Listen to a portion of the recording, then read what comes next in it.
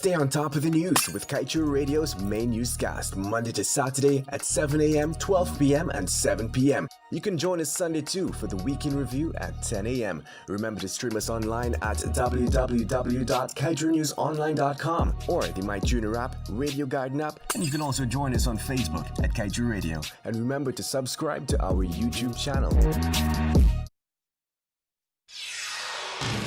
This is the news on top of the hour. Live from our studio in Georgetown. Kaichu Radio, 99.1 FM.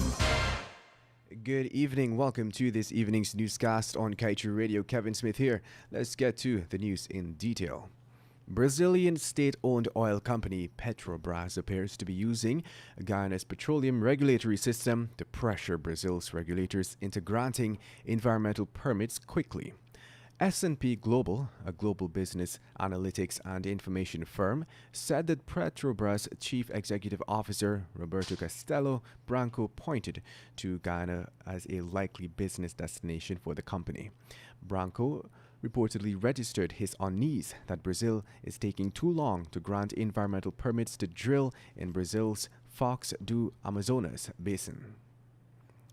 S&P said that the area Petrobras is eager to drill in could see similar success as ExxonMobil had found in Guyana's Stabroek Block. There, Exxon has made 18 discoveries starting in 2015 and has received government approval for 3 field developments in a very short time. In other news, the EPA has disclosed via a public notice that no environmental impact assessment is required for the construction and operation of a waste treatment facility for mud sludge generated from activities in the oil and gas sector. That proposed project is expected to be constructed by Environmental Waste Management Services Guyana, Inc. The EIA is usually conducted by the EPA to evaluate the likely environmental impacts of a proposed project or development, taking into account interrelated socio-economic, cultural, and human health impacts, both beneficial and adverse.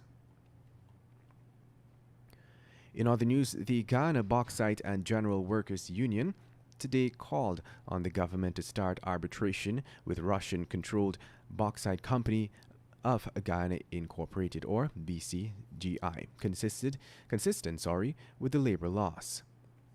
The union would be referring to the 2009 sacking of 57 workers after they participated in a strike for better working conditions.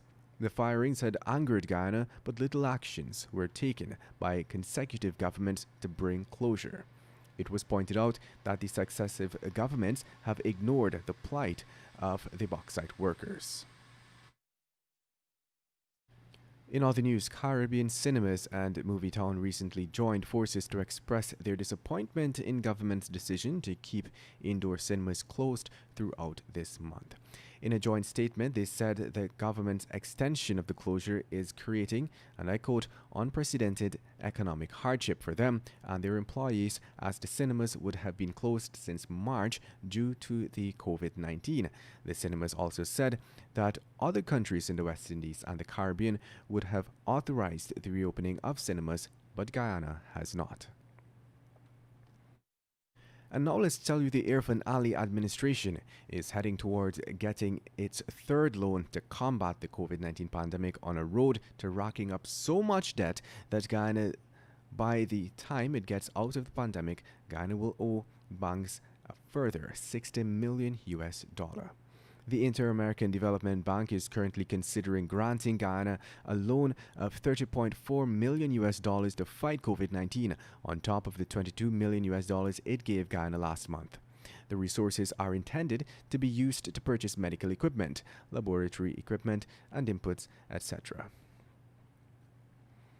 And moving on, according to ExxonMobil's Public and Government Affairs Advisor Janelle Prasad, the company has invested some $2.7 billion in donations to Guyana since it started operations in 2015. We had pointed out that Exxon had made a $32 million COVID-19 donation that it can later take back from the government, as stated in the lopsided and unfair contract signed between the government of Guyana and ExxonMobil. The oil company labeled this disappointing and misleading, but failed to point out any inaccuracies in it. Though Exxon says it will not recover any of their donations, nothing prevents it from approaching the Minister of Petroleum to recover the billions it has claimed to have donated.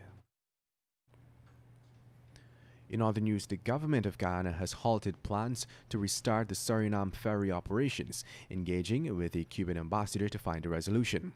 Hundreds of Cubans are stranded in Suriname. They want to make use of the ferry service to cross to Guyana. The ferry service was halted earlier this year because of COVID-19 restrictions and the country's borders.